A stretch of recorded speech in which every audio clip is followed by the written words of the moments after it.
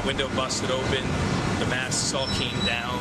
We were losing, I believe, some pressure in the cabin, and I believe that there was a deceased woman on the flight. It was very scary, traumatic experience. What a moment this is. Fallout after a deadly incident on board that Southwest flight. Reports of metal fatigue inside the engine's fan blade. 1 passenger was killed, 7 injured, but this could have been far worse if not for the incredible actions of a former Navy pilot who was at the controls. Fox News reporter Lea Gabrielle, also a former Navy pilot, with me in studio. How you doing? I'm good. Morning to you. Her name is Tammy Jo Schultz, age 56. Yes. What did she do?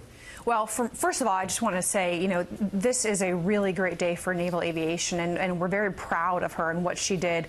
The Navy's just confirmed to me that she's one of the first women to transition to tactical jets in the Navy. She flew the F-18 Hornet. She also flew the E-6B Prowler, from what I understand. I haven't been able to confirm if she was a carrier pilot yet.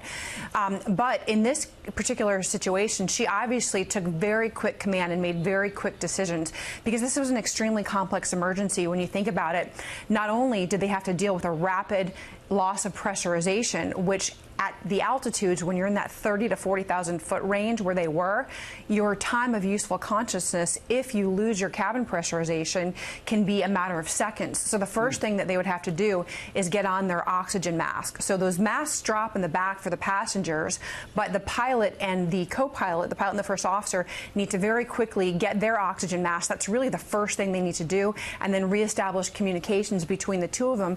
You hear passengers say that this plane was descending rapidly. From what I gather and from pilots I've spoken with in the industry, that would have been a decision. That would have been a get down below 10,000 feet as quickly as possible, so that we're back down where we can breathe normally, and our passengers, when their oxygen runs out, they're going to be able to breathe. So they're fighting time. She was one of the first to fly a supersonic F-18, so she knows what she's doing. Yeah. How does an engine blow?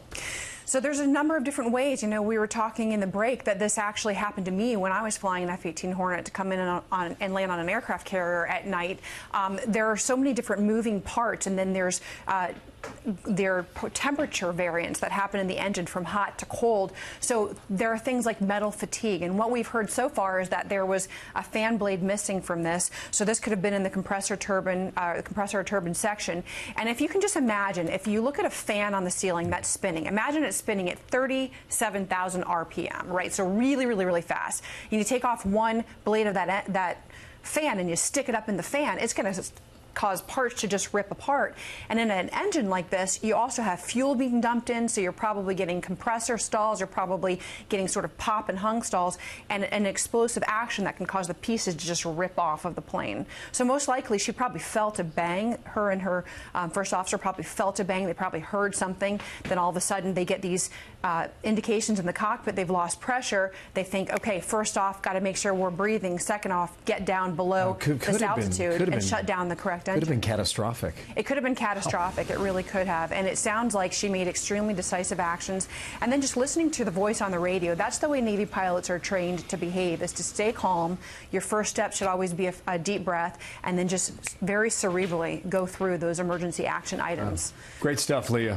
Good to have you on. And kudos to Tammy Jo. Kudos to her and to her first officer. Right on. Job well done.